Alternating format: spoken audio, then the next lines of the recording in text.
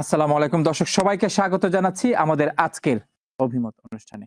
৫ই আগস্টের পরিবর্তিত পরিস্থিতি আমরা প্রতিদিন শনি এবং রোববার ছাড়া সপ্তাহের ৫ দিনই আমরা এই অভিমত অনুষ্ঠান চ্যানেলসের দর্শকদের সামনে উপস্থাপন করছি। প্রতি সোম, মঙ্গল এবং বুধবার রাত 10:30 এবং বৃহস্পতি এবং শুক্রবার বিকেল ৫টায়। দর্শক মণ্ডলী, প্রতিদিনই নতুন নতুন ঘটনার জন্ম হচ্ছে বাংলাদেশে এবং সেই ঘটনাগুলি একই সাথে গুরুত্বপূর্ণ, পাশাপাশি আছে অনেক চমকপ্রদ আপডেট এবং তার বিশ্লেষণ, সে বিষয়ে আপনাদের ভাবনা জানার জন্যই আমরা প্রতিদিন এই অভিমত অনুষ্ঠান করছি। আজকে আমাদের সাথে ৪ জন অতিথি আছেন। চলুন প্রথমেই তাদের সাথে পরিচিত হই। আমার হাতের ডানে আছেন, আমার হাতের সর্বডানে আছেন জনাব মুর্শিদ Uddin Ahmed, joint secretary Awami society এবং অল ইউরোপিয়ান সোসাইটি। জনাব মুর্শিদ উদ্দিন আহমেদ, অসংখ্য ধন্যবাদ আমাদের সাথে যুক্ত হওয়ার জন্য। ধন্যবাদ। এবং এর পরবর্তীতে আছেন আমাদের সাথে জনাব Mohammad Salauddin, chairman big society. জনাব সালাউদ্দিন, আপনাকে অসংখ্য ধন্যবাদ আমাদের সাথে যোগ দেওয়ার জন্য। দর্শক মন্ডলী, আমাদের সাথে এর আগেও এই অনুষ্ঠানে যোগ দিয়েছেন, বিশেষ করে ৫ই আগস্টের আগে এবং পরবর্তী সময়ে জনাব ব্যারিস্টার মোহাম্মদ গোলাম জাকারিয়া, ছাত্র দলের, বাংলাদেশ জাতীয়তাবাদী ছাত্র দলের সাবেক নেতা। জনাব গোলাম জাকারিয়া, অসংখ্য ধন্যবাদ আমাদের সাথে যোগ দিয়ে। ভার্চুয়ালি দর্শক মন্ডলী আমাদের সাথে যোগ দিচ্ছেন জনাব ব্যারিস্টার আবু বকর মোল্লা, স্পোকস পারসন জামাতে ইসলামী ইউকে এবং ইউরোপের স্পোকস পারসন। জনাব আবু বকর মোল্লা, আপনাকেও অসংখ্য ধন্যবাদ আমাদের সাথে যোগ দেওয়ার জন্য।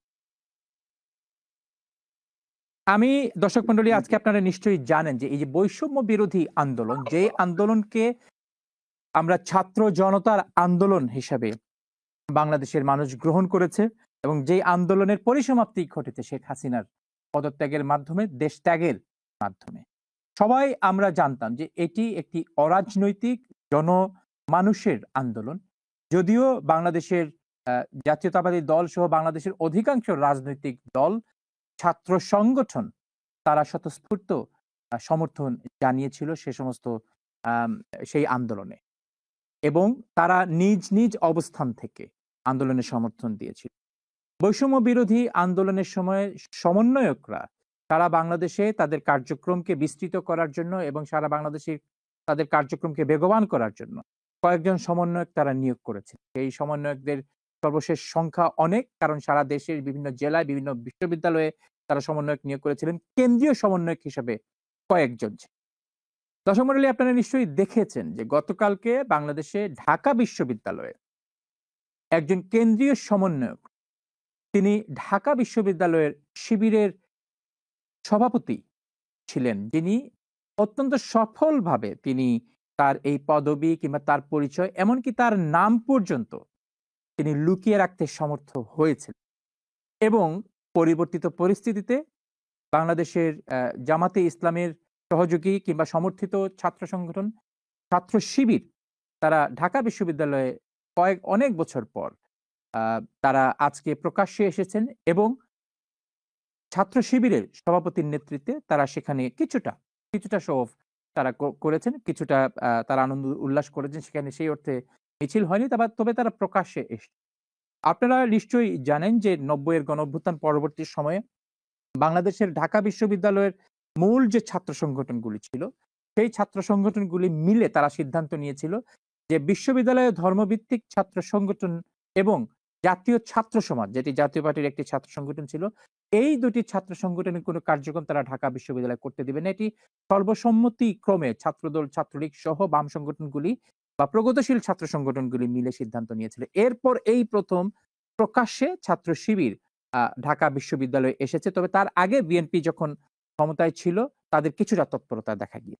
এখন প্রশ্ন হচ্ছে, যেই আন্দোলনকে বৈষম্য বিরোধী ছাত্র আন্দোলনের যেই আন্দোলন গণঅভ্যুত্থান আমরা এতদিন ধরে জানতাম একটি অরাজনৈতিক একটি প্ল্যাটফর্ম কিংবা সবার মিলিত একটি প্ল্যাটফর্ম হচ্ছে এই আন্দোলন, সেখানে ছাত্র শিবিরের নেতৃবৃন্দ তাদের তথ্য গোপন করে, পরিচয় গোপন করে, নাম গোপন করে, পদবি গোপন করে, ছাত্র সংগঠনের তাদের যে অস্তিত্ব গোপন করে তারা করেছেন, এটি আসলে অনেকেই মানতে কষ্ট হচ্ছে, মেনে নিতে পারছেন না। অনেকেই বলছেন এটি তাদের সাথে প্রতারণা বা চিটিং। অনেকেই আবার বলছেন তারা শিবিরের একটি থ্রিলারের মধ্যে বসবাস করছেন বাংলাদেশে। শিবিরের এই ধারাবাহিক এই যে পরিচয় গোপন করা সফলভাবে এবং পরবর্তীতে এখন তারা প্রকাশ্যে আসা, এটিকে থ্রিলার বলছেন। আবার অনেকেই বলছেন হয়তো অন্য কোনো কিছু। আপনাদের কাছে জানতে চাইবো, শিবিরের এই প্রকাশ্যে আসা আপনারা কিভাবে দেখছেন? চিটিং হিসাবে বৈষম্য বিরোধী ছাত্র আন্দোলনের সময় যারা আন্দোলনে যোগ দিয়েছিলেন, একটি অরাজনৈতিক প্ল্যাটফর্মের হিসাবে এখন তাদের পরিচয় তারা আনছেন। এটি কি তাদের পক্ষ থেকে এটি কোন ধরনের চিটিং বা প্রতারণা কিনা? নাকি এটি থ্রিলার? নাকি অন্য কোনো নামে আপনারা একে নামকরণ করবেন? জনাব আবু বকর মোল্লা, আপনার কাছে কি ব্যাখ্যা? এই যে ছাত্র শিবির এখন প্রকাশ্যে আসছে ঢাকা বিশ্ববিদ্যালয়ে, তাদের পরিচয় গোপন করে তারা আন্দোলনে ছিলেন। এই বিষয়টিকে আপনি কিভাবে দেখছেন? থ্রিলার, চিটিং নাকি অন্য কিছু? ধন্যবাদ। বহুল আলোচিত বিষয়, টক অফ দ্য কান্ট্রি। আপনি এই বিষয়টাকে চুজ করেছেন। প্রথম কথা হচ্ছে যে চিটিং শব্দটা এখানে কোনোভাবেই প্রযোজ্য নয়। চিটিং হচ্ছে আপনি আমাকে বিশ্বাস করে যা দিয়েছেন, আমি আপনার বিশ্বাস ভঙ্গ করে আপনার পারপাস আমি সার্ভ করিনি, বরং আপনার বিরুদ্ধে ব্যবহার করেছি, অথবা আপনার আমানত আমি রক্ষা করিনি, আমানতের আমি খেয়ানত করেছি। চিটিং এর বাংলা শব্দ হচ্ছে আমানতের খেয়ানত করা। এখন ছাত্র শিবির কি আমানতের খেয়ানত করেছে? অর্থাৎ ছাত্র শিবিরের উপর অর্পিত দায়িত্ব, এই সমন্বয়করা অথবা ছাত্র জনতা যে অর্পিত দায়িত্ব শিবিরের নেতাদের উপর দিয়েছিল, সেখানে কি অর্থনৈতিক অথবা বিশ্বাসগত অথবা আন্দোলনের দায়িত্ব পালনের ব্যর্থতা অথবা সরকারের সাথে আঘাত, এই ধরনের কিছু যদি করত, তাহলে এই শব্দটা সুইটেবল হতো। জনৈক সাংবাদিক, আমেরিকা প্রবাসী ব্যক্তি মনে হয় প্রথমে হি ফার্স্ট কয়েন্ড যে এখানে ট্রিচারি হয়েছে, এখানে চিটিং হয়েছে। উনি মনে হয় জানেনই না যে চিটিং কাহাকে বলে। উনি মনে হয় জানেনই না খেয়ানত কাকে বলে। আর অনেকে যারা আন্দোলন থেকে অনেক দূরে, দেখুন, যারা ফারহান সাহেব এবং দর্শকদেরকে আমি জানাই দিতে চাই, আমি দায়িত্ব নিয়ে বলছি, সমন্বয়করা জানতেন এই সাদিক কায়েম ছাত্র শিবিরের সভাপতি, সমন্বয়করা জানতেন কে ছাত্র শিবিরের সেক্রেটারি, সমন্বয়করা জানতেন 9 দফা কারা প্রণয়ন করেছে, সমন্বয়করা জানতেন এই আন্দোলনকে কিভাবে অর্গানাইজ করা হয়েছে। এখানে শিবির ইনভলভ, সাদিক কায়েম শিবিরের সভাপতি, কাদের শিবিরের সেক্রেটারি, এটা সমন্বয়করা জানতেন। আপনি কাদের স্ট্যাটাসটি পড়েন, সে জানতেন যে নাহিদ বর্তমান সরকারের যিনি মিনিস্টার, তাকে গত জুলাই মাসেই তার সাথে পরিচয় করাই দিয়েছিলেন। তার সাথে 9 দফার যার নামে, যার সিগনেচারে আন্তর্জাতিক মিডিয়াতে গিয়েছে, দেশি মিডিয়াতে গিয়েছে, তার সাথে নাহিদ হাতে ধরে এই 9 দফার প্রেরকের সাথে পরিচয় করে দিয়েছে যে ওনার সাথে আপনি সম্পর্ক রাখবেন। এবং এই কাদেরই 9 দফা তাকে প্রোভাইড করেছে। এবং 9 দফার মূল কাজটা কে করেছে? সাদিক কায়েম, যে ঢাকা বিশ্ববিদ্যালয়ের শিবিরের সভাপতি। এবং আসবো। বলুন। না, আসবো। না, ভুলে যাও। না, আপনি ধরে রাখুন। আমি এক প্রশ্নের উত্তর শুনতে চাই। বলুন। জি। তো যারা সমন্বয়ক, যারা জানেন যে আন্দোলনকে সফল করতে হবে, এই আন্দোলনে কাদের প্রয়োজন, কাদেরকে প্রয়োজন? ছাত্র শিবিরকে প্রয়োজন। Chhatra Shibir can deliver what they want, what সমন্বয়ক ওয়ান্টস। আপনি যদি আপনার সমগোত্রীয় জুলকারনাইন সায়েকের আপনি মানে তার স্ট্যাটাসটি পড়ে থাকেন, আপনি দেখবেন সে বলেছে কিভাবে এই মানে ঢাকা বিশ্ববিদ্যালয়ের শিবির সভাপতি আন্দোলনকে সুসংগঠিত করেছে, কিভাবে ছাত্রদের জীবনের মানে হুমকির মুখে তাদেরকে প্রোটেকশন দিয়েছে, সকল কিছু কিভাবে অর্গানাইজ করেছে। এত কিছু করার পরেও ছাত্র শিবিরের সভাপতির নামে চিটিং, এই শব্দটা কি প্রযোজ্য? এটা কি জাস্টিফাইড? এটাকে আনজাস্টিফাইড হয়ে যায় না? এরপরে আসুন, এত বছর শিবির কেন গোপন ছিল এবং এটা ঠিক হয়েছিল কিনা। দেখুন, ফাহাদকে খুন করা হয়েছে, খুন করে নাম দেওয়া হয়েছে যে শিবির। বিশ্বজিৎকে খুন করা হয়েছে, খুন করে নাম দেওয়া হয়েছে, অথচ সে হিন্দু, নাম দেওয়া হয়েছে শিবির। শিবিরের অধিকার তো কেড়ে নেওয়া হয়েছে। ঢাকা বিশ্ববিদ্যালয়ে তো তারা মানে আনকনস্টিটিউশনালি and violating the human rights protected by the constitution. তারা শিবিরের অধিকারকে কেড়ে নিয়েছে। তারা কোন অধিকার বলে তথাকথিত পরিবেশ সংগঠন কোন অধিকার বলে শিবিরকে রাজনীতি করতে দেয় নাই? এটা তারা বাংলাদেশের সংবিধান দেখাতে পারবে? বাংলাদেশ সংবিধানের কোথায় আছে শিবির রাজনীতি করতে পারবে না? তার মানে হচ্ছে পদত্যাগের আগে শেখ হাসিনা এবং তার সরকারের যে সমস্ত নেতা কর্মীরা বলছিলেন যে এটি জামাত, শিবির এবং বিএনপির ষড়যন্ত্র, এর সত্যতা আছে? দেখুন, শেখ হাসিনা যেটা বলেছেন উনি রাজনৈতিক কারণে বলেছেন, উনি আন্দোলনকে ভিন্ন খাতে প্রবাহিত করার জন্য বলেছেন না। এখন তো উনি পরাজিত। আমি আপনাকে আবার বলি, উনি তো পরাজিত। এখন হ্যাঁ, উনি উনি- ওনার রাজনৈতিক কারণে উনি কি বলেছেন এর আসলে এখন কোনো আউটকাম নেই। আউটকাম হয়েছে যে এই যে ছাত্র শিবিরের লোকজন, ছাত্র শিবিরের নেতা কর্মীরা এত সুসংগঠিত ভাবে তাদের নিজেদের রুমমেটদের কাছে, আত্মীয় স্বজনের কাছে, বিশ্ববিদ্যালয়ের কর্তৃপক্ষের কাছে, এমনকি ছাত্রলীগের কাছে, ছাত্রলীগের কমিটিতে তারা শিবিরের ছিল। নেতৃবৃন্দ সেখানে সদস্য হিসাবে ছিলেন, সহসভাপতি বা এই ধরনের কোন একটি অবস্থানে তারা ছিলেন। সবাইকে মোটামুটি চোখে ধুলা দিয়ে হোক, কৌশলী হয়ে হোক, চোখে, আপনি একটা ভেরি ইম্পর্টেন্ট পয়েন্ট আপনি বলেছেন।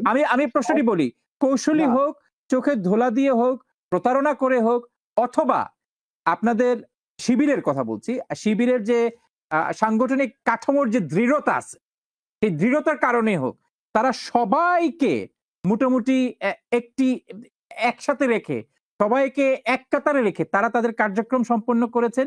এবং এই যে বৈষম্য বিরোধী ছাত্র আন্দোলন, এই আন্দোলনের নেতৃত্বেও তারা ছিলেন, যেটি আপনি বলছেন যে এখনকার যিনি উপদেষ্টা জনাব নাহিদ ইসলাম তিনি জানতেন, এবং তিনি জেনে যদি না জানান, তিনি জেনে যদি, আসিফ মহিউদ্দিন জানতেন, আসিফ জানতেন, নাহিদ জানতেন, বাকের জানতেন, ঢাকা বিশ্ববিদ্যালয় কেন্দ্রিক যারা সমন্বয়ক ছিলেন তারা জানতেন। ওকে, আমি দায়িত্ব নিয়ে বলছি, হ্যাঁ, তারা যদি আমি আপনাকে তারা জানার পরেও যে সমস্ত ছাত্ররা, মীর মুগ্ধের মতো যে সমস্ত ছাত্ররা জীবন দিয়েছে এই আন্দোলনের জন্য, এটি ভেবে যে এই আন্দোলন হচ্ছে ছাত্র জনতার আন্দোলন, এটি একটি অরাজনৈতিক আন্দোলন, তাদের রক্তের সাথে বেইমানি করা হলো কিনা? না, অবশ্যই নয়। এই যে আমি আপনাকে একটু কারেক্ট করে দিচ্ছি, তারা আন্দোলন করেছে মুগ্ধ, শান্ত, আবু সাইদ, তারা আন্দোলন করেছে একটি কজের জন্য, কোন পার্টিকুলার পলিটিক্যাল পার্টির জন্য না। দেখুন, নাহিদ, মীর মুগ্ধের, আপনি সাদিক কায়েসের স্ট্যাটাস পড়েছেন, আপনি মীর মুগ্ধের স্ট্যাটাস নিশ্চয়ই পড়েছেন। অবশ্যই পড়েছি। সেখানে কি বলেছিলেন মীর মুগ্ধ? আমি আপনাকে একটু কারেক্ট করছি, শুনুন। মীর মুগ্ধ কি বলেছিলেন? আমাকে একটু শুনুন। দেখুন, নাহিদ এবং আমার প্রশ্নটি কিন্তু থাকলো, মীর মুগ্ধ তার স্ট্যাটাসে শিবির এবং ছাত্রদলকে নিয়ে কি বলেছেন, এই প্রশ্নটি থাকলো আপনার কাছে। দেখেন, মীর মুগ্ধর প্রসঙ্গটা আমি পরে আসছি, আপনি শুনুন। সেটা হচ্ছে যে নাহিদ এবং আসিফ এই দুইজনের নেতৃত্বে তারা প্রধান সমন্বয়ক। নাহিদ আসিফ ছাত্র শক্তির প্রতিষ্ঠাতা সভাপতি, একজন প্রতিষ্ঠাতা সভাপতি, আর একজন ঢাকা বিশ্ববিদ্যালয়ের সভাপতি। ওনারা নন ছাত্র শক্তির নেতা। অর্থাৎ এই যে সমন্বয়ক পরিষদ যেটি ছিল, এখানে বিভিন্ন সংগঠনের প্রতিনিধিশীল নেতারা ছিলেন। এই জিনিসটি এখানে যারা সমন্বয়ক ছিলেন তারা এটি জানতেন। এখন ছাত্র শিবিরের নাম যেহেতু প্রকাশ্যে বলা যায় না, বা ছাত্র শিবিরের অর্গানাইজেশনাল ক্যাপাসিটিকে ব্যবহার করতে হবে, তাদেরকে প্রয়োজন। এই কারণে যারা নেতৃত্বে ছিলেন তারা জেনে শুনেও ছাত্র শিবিরের কথাটি বলেননি। আর তাহলে আপনি বলতে পারেন ছাত্র শিবিরের সভাপতি কি মিডিয়ার সামনে যে বলা দরকার ছিল? আপনি কি বলতে পারতেন যারা আজকে এই কথাটি বলছেন তারা কি দায়িত্ব নিতে পারতেন যদি মানে আবরার ফাহাদের মতো তার উপর নির্যাতন, ছাত্রদল নির্যাতন হতো? শেষ করে দিচ্ছি যে তারা, আপনি শান্ত মুগ্ধর যে কথাটি বলেছেন, দেখেন ওভারঅল মেজরিটি এটি ছিল ছাত্র জনতার আন্দোলন। এটি কোনো ছাত্র দলের আন্দোলন নয়, এটি কোনো শিবিরের আন্দোলন নয়, এটি কোনো দলের আন্দোলন নয়, এটি ছিল একটি কজের আন্দোলন, এটি ছিল ফেসিবাদ পতনের আন্দোলন, এটি ছিল গণতন্ত্রের আন্দোলন, মানুষের ভোটাধিকারের আন্দোলন, মানে মানুষের অধিকার ফিরে নেওয়ার আন্দোলন। এই আন্দোলনে যেই পার্টি করুক না কেন, যেই আদর্শের মানে থাকুক না কেন, সেখানে ছাত্র ফেডারেশনের লোক আছে, সেখানে বাম সংগঠনের নেতা আছে, সেখানে শিবিরের নেতারা ছিল, সেখানে ছাত্রদলের নেতারা ছিল। সুতরাং it doesn't matter, the matter is all came under the leadership of সমন্বয়ক, যেন তারা একটি উদ্দেশ্য হাসিল করতে পারে, ফেসিবাদের পতন করতে পারে। সুতরাং এখানে শিবিরের এখানে লিডার হওয়া এবং এখানে চিটিং এর অভিযোগ আনা, এটি মানে এটি একটি অবান্তর প্রশ্ন। ধন্যবাদ। ধন্যবাদ আপনাকে, ধন্যবাদ, অসংখ্য ধন্যবাদ। আপনি কিন্তু মীর মুগ্ধর স্ট্যাটাসে কি লেখা ছিল সেটা কিন্তু আপনি আমাকে বলেন। মীর মুগ্ধ শুধুমাত্র একা আন্দোলনে শহীদ হন নাই, মীর মুগ্ধ একা আন্দোলনে আত্মত্যাগ করেন নাই, সারা দেশের লক্ষ কোটি জনগণ এই আন্দোলনে অংশগ্রহণ করেছে। শিবির জামাতের বহু নেতা কর্মী নিহত হয়েছে। তখন এই জিনিসটা কেউ ভেবে দেখে নাই যে তুমি কি শিবির না জামাত। নাহিদ এবং আমার প্রশ্ন হচ্ছে, আমি আমি আমি আমি আমি আমি আপনার কথার সাথে সম্পূর্ণ একমত যে শুধুমাত্র মীর মুগ্ধ এখানে শহীদ হন নাই, কিংবা এখানে আবু সাইদ শহীদ হন নাই, এখানে আরো শত শত শহীদ হয়েছেন, এখন পর্যন্ত লিস্ট হচ্ছে। কিন্তু এমনও হতে পারত যদি তিনি জানতেন যে এখানে শিবিরের সমন্বয়করা আছেন, শিবিরের নেতৃত্ব স্থানীয় নেতৃবৃন্দ এখানে সমন্বয় করছেন, যাদের পরিচয় তারা গোপন রেখেছেন, এবং এই পরিচয় গোপন রেখে তারা জনগণকে বিভ্রান্ত অথবা সুসংহত করার চেষ্টা করছেন, তাহলে হয়তো মীর মুগ্ধ পিছিয়ে যেতেন। তারা কিন্তু কোনো ভুল কারণে আন্দোলনটি করেছিলেন। আমার কাছে মনে হয়, আমি মীর মুগ্ধের বিষয়ে আসি, হয়তো মীর মুগ্ধ যদি এটি জানতেন, তিনি হয়তো একটু পজ দিতেন, তিনি হয়তো বুঝতেন যে এখানে অন্য কোনো বিষয় আছে, এখানে শিবির ঢুকে পড়েছে, এটা ছাত্র জনতার, সাধারণ ছাত্র জনতার আন্দোলন নয়, এটি শিবিরের নেতৃত্বে একটি আন্দোলন। এবং এর কারণে জনাব মোল্লা এর কারণে মীর মুগ্ধ একটু পিছিয়ে যেতেন, একটু সময় নিতেন, বোঝার চেষ্টা করতেন, এবং হয়তো তিনি প্রাণে বেঁচে যেতেন। আমি মনে করি বাংলাদেশের সাধারণ জনগণের কাছে আমি আপনার সাথে একমত। এখানে শুধুমাত্র মীর মুগ্ধ নিহত হন নাই, শহীদ হন নাই, এখানে শত শত শহীদ হয়েছেন। কিন্তু এটিও সত্য, যদি তিনি জানতেন, অ্যাকর্ডিং টু হিজ স্ট্যাটাস, যদি তিনি জানতেন যে এখানে শিবির জড়িত, অন্যান্য ছাত্র সংগঠন জড়িত, হয়তো তিনি ভাবতেন যে তিনি কাদের জন্য আন্দোলন করছেন, কার নেতৃত্বে তিনি আন্দোলন করছেন। আমি মনে করি এটা ম্যাটার করতো, কারণ দেখেন নাহিদ জেনে শুনেই, আসিফ জেনে শুনেই কিন্তু শিবিরের সেক্রেটারির কাছে 9 দফার তিনি ঘোষণা করেছেন, তাকে পরিচয় করে দিয়েছেন যে ওনার হেল্প আপনি নেন। কে তাকে আমি নাহিদের কথা বলছি না, আমি নাহিদ ইসলামের কথা বলছি না, আমি মীর মুগ্ধের কথা বলছিলাম। ধন্যবাদ। আমি এবার আসবো আপনার কাছে, আমি আসছি আপনার কাছে জনাব মোল্লা।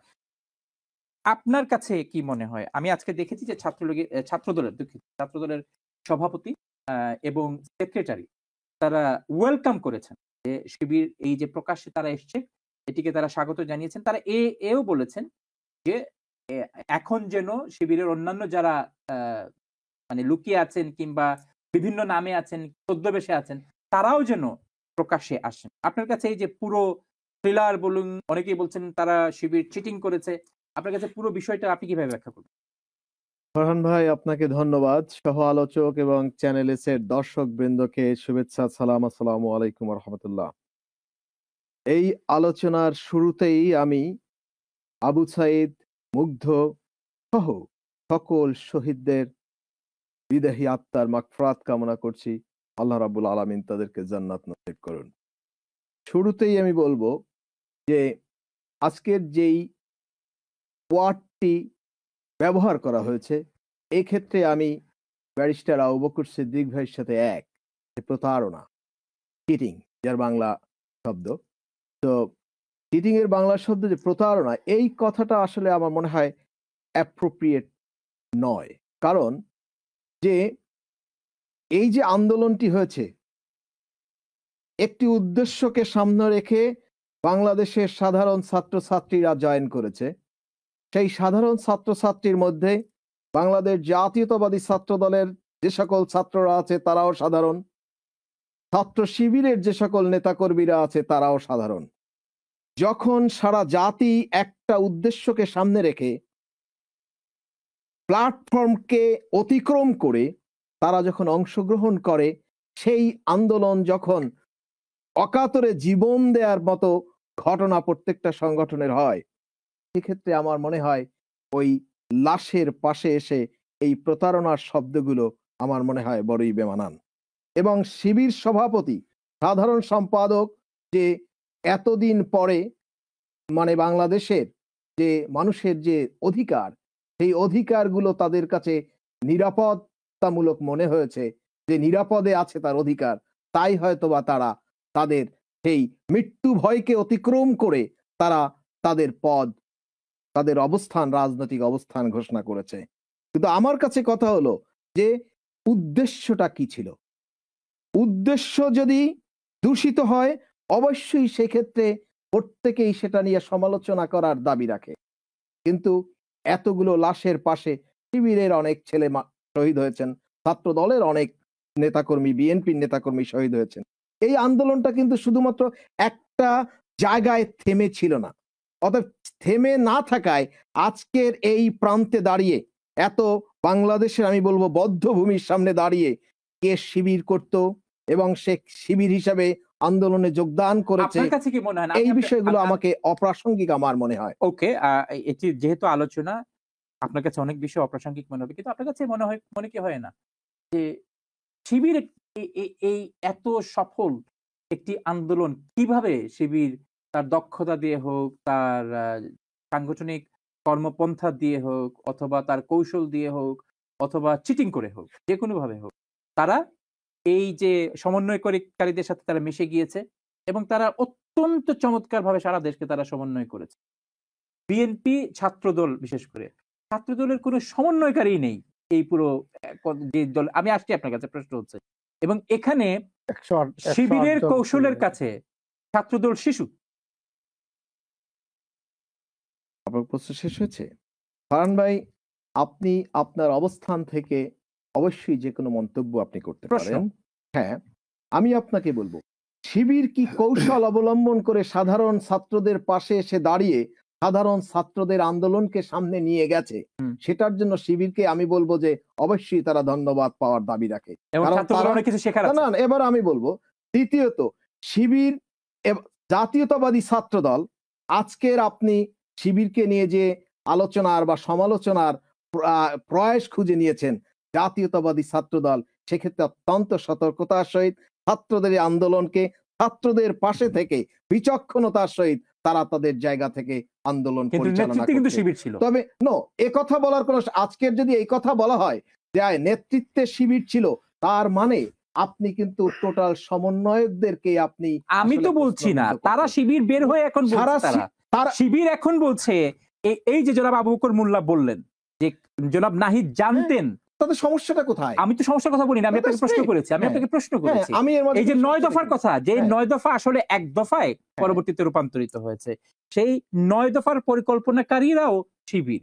এখানে পরিকল্পনাকারীদের সাথে পরিচয় করিয়ে দিয়েছে 9 দফা, যেটা বলেছেন। হ্যাঁ, 9 দফার পরিকল্পনাকারীরাও, আপনি আবার দেখবেন 9 দফার পরিকল্পনাকারী যিনি লিখেছেন 9 দফা, তাদের সবার সাথে শিবিরের সাথে পরামর্শ করে এটি করা হয়েছে, ভার্সিটি প্রেসিডেন্ট সেক্রেটারির সাথে পরামর্শ করে এটি করা হয়েছে। এখন প্রশ্ন হচ্ছে, এখানে ছাত্রদলের কোনো অস্তিত্বই নেই, কোনো অংশগ্রহণই নেই, এবং এই পুরো আন্দোলন ছাত্রদল বিশালভাবে শিবিরের কাছে ধরা খেয়েছে। আপনার কোশ্চেনের বিপরীতে আমি যদি বলি যে বাংলাদেশ জাতীয়তাবাদী ছাত্রদল এই মুহূর্তে ক্রেডিট নেয়ার যে প্রতিযোগিতা, সেই প্রতিযোগিতার মধ্যে তারা নিজেদেরকে নিয়োজিত করছে না। তারা মনে করছে ক্রেডিট নিচ্ছে, তারা সেটা আপনি বলছেন, আমি আমার জায়গা থেকে বলছি। আমি ক্রেডিট শব্দটি উচ্চারণ করি। হ্যাঁ, আপনি চিটিং বলছেন, আমি প্রশ্ন করেছি। হ্যাঁ, আপনি বলছেন প্রশ্নের মধ্যে চিটিং। আমি কিন্তু থ্রিলারও বলেছি। না, থ্রিলারও বলেছেন, কিন্তু না ঠিক আছে, আমি এও বলেছি অন্য কিছু। এখন আপনার কাছে কি এটা থ্রিলার, চিটার না অন্য কিছু? না, আমার কাছে এটা মনে হচ্ছে একটি সার্বিক সামগ্রিক একটি আন্দোলনে প্রত্যেকের জায়গা থেকে যে যেভাবে পেরেছে আন্দোলনে অংশগ্রহণ করেছে, অন্য কিছু, আন্দোলনকে সফল করেছে, অন্য কিছু। এখন প্রশ্ন হচ্ছে, এই যে ছাত্রদলের এই যে শিবির, এই আন্দোলন 24-এর আন্দোলন বাংলাদেশের ইতিহাসে যতবার আসবে, গতকাল থেকে শিবিরের সমন্বয়করা সামনে আসার পর থেকে, এখন দেখা যাচ্ছে রাজশাহী বিশ্ববিদ্যালয়ের সমন্বয়ক শিবিরের সভাপতি সামনে আসার পর থেকে শিবিরের নাম স্বর্ণাক্ষরে হয়তো লেখা থাকবে, অথবা যদি ইতিহাস কখনো পাল্টে যায় তাহলে অন্য কোনো কালিতে লেখা থাকবে। এখন প্রশ্ন হচ্ছে, এখানে ছাত্র দলের কোনো অবস্থানই নেই। 427 জন লাশ ছাত্র দলের কোনো বাংলাদেশ, না না না 427 জনের লাশ, 427 জন বিএনপি এবং জাতীয়তাবাদী ছাত্র দলের লাশের পাশে দাঁড়িয়ে জি। যদি এ কথা বলার কেউ প্রয়াস পায়, তাহলে সেক্ষেত্রে আমার আসলে আমি কিছু বলার নেতৃত্বের থাকবে কথা না। বলছি, তাদের বলার সবার থাকবে না। প্রতি এই বিনম্র নেতৃত্ব, শ্রদ্ধা। এতগুলো লাশ, নেতৃত্ব নেতারা যখন এগুলোকে ইন্সপায়ার করেছে, তারাই আমি সাধারণ এই আন্দোলন কথাটাই যোগদান বললাম করেছে। যে আমি এই কথাটাই বললাম, যখন 24-এর কথা লেখা হবে, হ্যাঁ, শিবিরের নাম স্বর্ণাক্ষরে লেখা থাকবে, না, না, আপনি লিখতে শিবিরের পারেন, স্বর্ণাক্ষরে, হীরাক্ষরে, সকলের কথা অন্য লেখা কোনো থাকবে। অক্ষরে লেখা থাকবে, কিন্তু এখানে সকলের কথা লেখা থাকবে। না, ছাত্র সংগঠনের নেতৃত্বে কারা ছিল, কারা কৌশল অবলম্বন করেছে, কারা সুসংগঠিত করেছে, কারা অনেকের ভাষ্যে তারা কৌশল বা চিটিং করে এই যে পুরো প্রক্রিয়াকে সমন্বয় করেছেন। কিন্তু আপনাদের যখন ইতিহাস লেখা হবে ছাত্র দলের নেতৃত্বে, আপনাদের অবস্থান শূন্য। না, এটা Zero। আপনি বলতে এবং পারেন। এখানে আপনারা ঢাকা বিশ্ববিদ্যালয়ের মতো, ঢাকা বিশ্ববিদ্যালয়ে কিন্তু ভাই, ছাত্রদল প্রকাশ্য ছিল কিনা? না ছিল। আমি আপনাকে এবং বলি, এই সম্প্রতি তারেক, যে গণ অধিকার পরিষদের তারেক, জি, আপনি যদি তার বক্তব্যগুলো শুনে থাকেন, তাহলে সেখানেই বোঝা যাবে যে বিএনপি, জাতীয়তাবাদী ছাত্রদল, বিএনপির নেতৃত্ব, ছাত্র দলের নেতৃবৃন্দ কিভাবে এই আন্দোলনে সাধারণ ছাত্রদেরকে কিভাবে সাপোর্ট করেছে এবং এই আন্দোলনকে কিভাবে এগিয়ে নিয়ে গেছে। অতএব এই বিতর্কে বর্তমান সময়ে আমার মনে হয় এই বিতর্কটাই আসলে মানুষ শুনতে চায় না। মানুষ শুনতে চায় আন্দোলন। আপনারা এই যে কৌশলের কাছে আপনারা যে, আপনি বলতে পারেন আমরা এই কৌশল না, আমরা দেখেছি শেখ হাসিনা পতন হয়েছে, কৌশলের কাছে বাংলাদেশের প্রত্যেকটি ছাত্র সংগঠন যে চরমভাবে বিধ্বস্ত হয়েছে, এটি আপনাদের মেনে নিতে কষ্ট। না না, এখানে মেনে নেওয়ার কিছু নাই, এখানে মেনে নেওয়ার কিছু নাই। শিবির একটি ছাত্র সংগঠন, তারা তাদের সাংগঠনিক অবস্থান যদি ভালো হয়ে থাকে, কিন্তু বাংলাদেশ জাতীয়তাবাদী ছাত্র দল বাংলাদেশের বিশাল ছাত্র সংগঠন।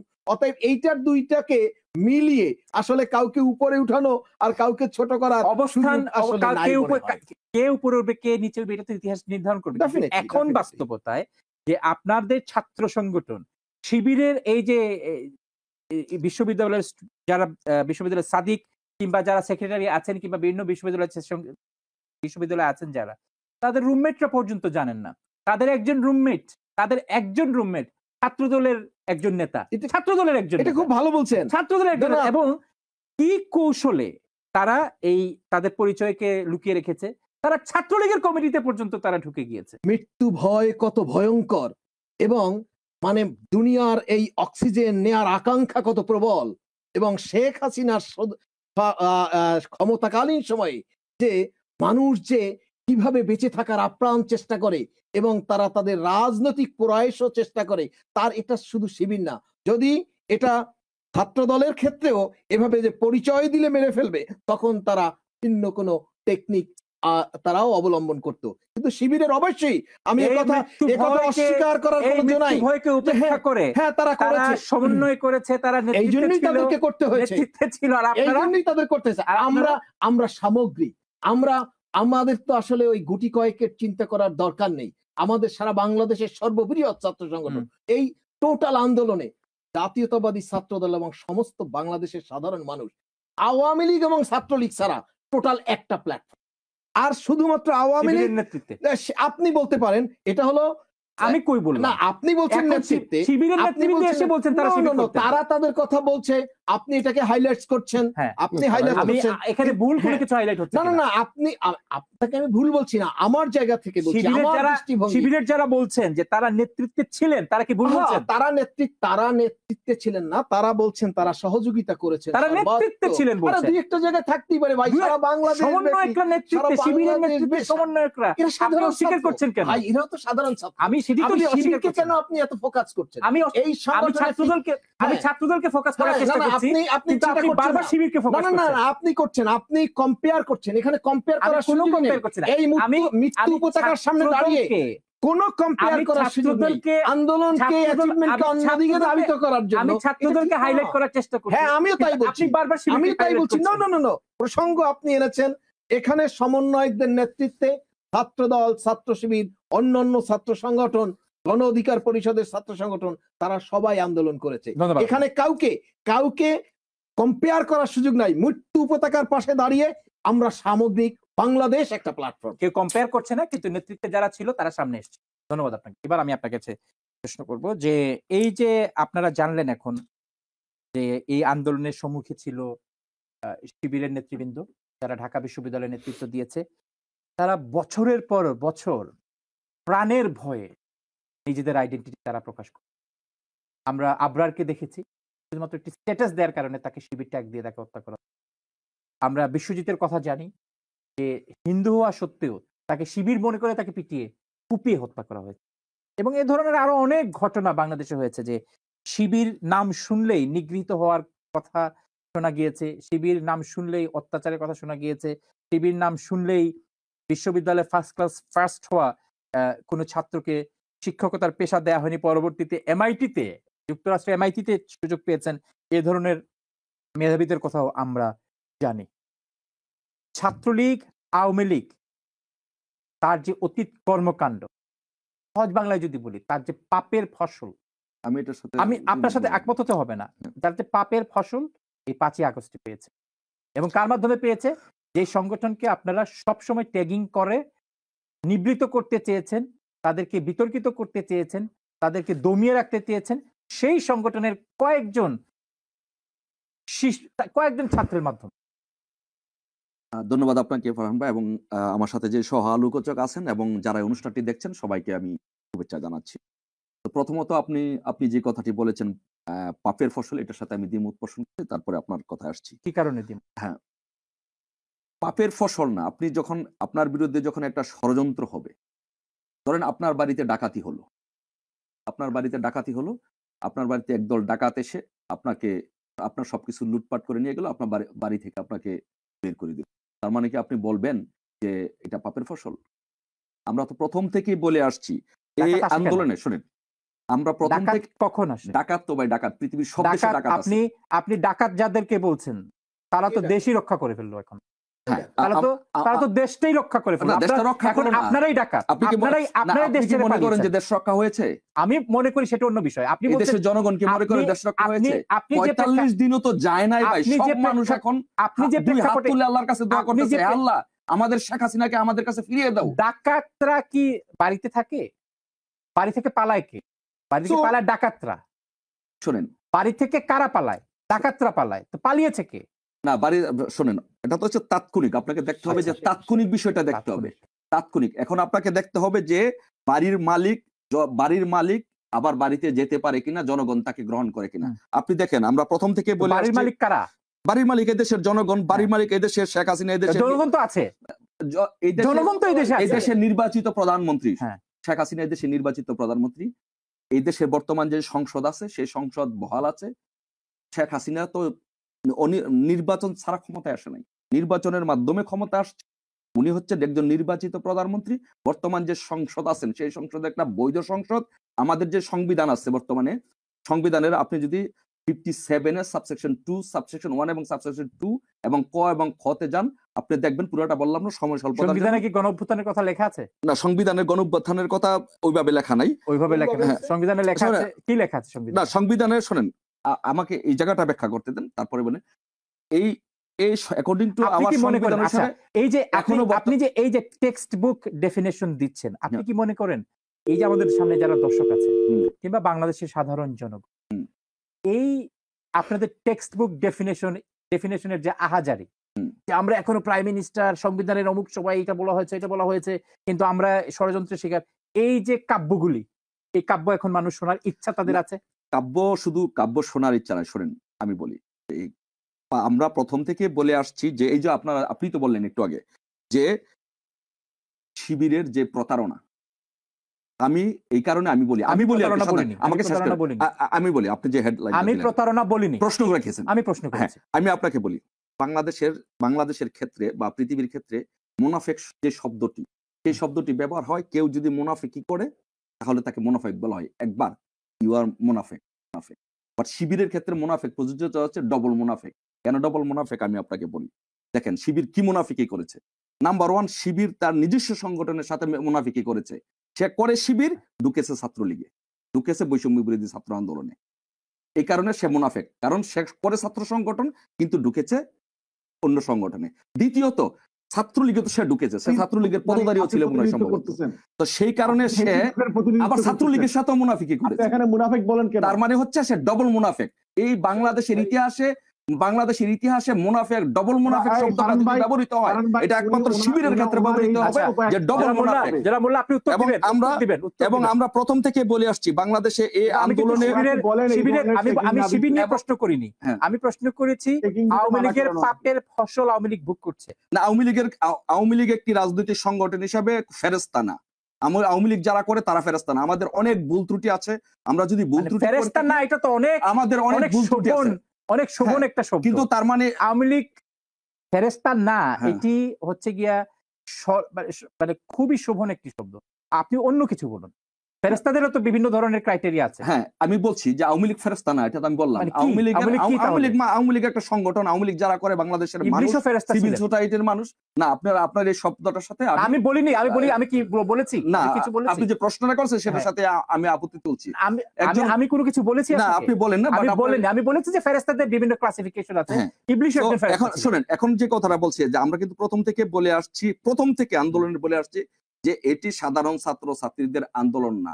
এই সাধারণ ছাত্র ছাত্রীদের আন্দোলনের মধ্যে মোনাফেক শিবির ঢুকে এই আন্দোলনটাকে জনগণের মাধ্যমে ভুল মেসেজ দিচ্ছে। আপনি যে কথাটি বলেছিলেন যে মুগ্ধরা বা অন্যরা সাধারণ ছাত্রছাত্রীরা যদি জানতো যে শিবিরে আন্দোলনের নেতৃত্ব দিচ্ছে, তাহলে কিন্তু সাধারণ ছাত্রছাত্রীরা আসতো না। ধন্যবাদ। আপনি মিথ্যা দিয়ে শোনেন, আমি এবারে বলি, আপনি মিথ্যা দিয়ে কবিরাজি ওষুধ করে, কবিরাজরা কিন্তু গ্রামের গঞ্জে গিয়ে আপনার ক্যান্সারের ওষুধ বিক্রি করতে পারে, তাৎক্ষণিক 10 টাকা 20 টাকা করে বিক্রি করতে পারে।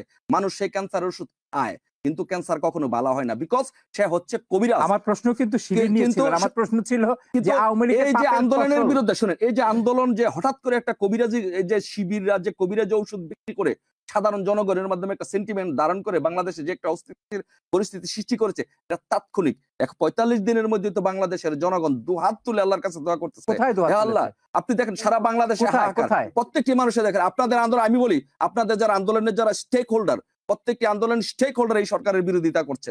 যারা বড় বড় স্টেক হোল্ডার তারা বিরোধিতা করছে। আর আপনি ছাত্র দলের কথা বলছেন, আপনি সারা বাংলাদেশ যেখানে আপনারা লুটপাট করছেন, সারা বাংলাদেশ যেখানে দখল করছেন, শুনেন আপনি সারা বাংলাদেশ যেখানে আপনারা দখল করছেন, আপনারা ঢাকা বিশ্ববিদ্যালয় ক্যাম্পাসে মিছিল করতে পারেন না, ঢাকা বিশ্ববিদ্যালয় কাছে যাইতে পারেন না।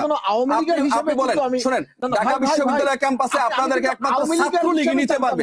ছাত্রলীগের সহায়তা ছাড়া আপনারা ঢাকা বিশ্ববিদ্যালয়ে যাইতে পারবেন না। আপনাকে আমি চ্যালেঞ্জ করে বললি না, আমি ঢাকা আমি আওয়ামী লীগ, আমি অসাম্প্রদায়িক চেতনার মানুষ, আমি আওয়ামী লীগ, আমি অসাম্প্রদায়িক চেতনার মানুষ। ভাই, আপনি কিছুক্ষণ পরে আবার যদি বলেন আপনি শিবির, তাহলে আমার সমস্যা। আমি আপনাকে ভাই এই কথাটা বলে শেষ করছি। ঢাকা বিশ্ববিদ্যালয়ে আপনারা সারা দেশ দখল করেছেন, আপনারা সারা দেশে লুটপাট করে ধ্বংসলগ্ন চালিয়ে সব শেষ করে দিচ্ছেন, কিন্তু ঢাকা বিশ্ববিদ্যালয় ক্যাম্পাসে কিন্তু ছাত্রদল মিছিল করতে পারে না এবং হলে হলে অবস্থান নিতে পারে না। আপনাদেরকে একটা কথা বলছি, ছাত্রলীগ আপনাদেরকে ঢাকা বিশ্ববিদ্যালয়ে নিবে, ছাত্রলীগই আপনাদেরকে ঢাকা বিশ্ববিদ্যালয়ে এখন তারা ঢাকা বিশ্ববিদ্যালয়ে নাই?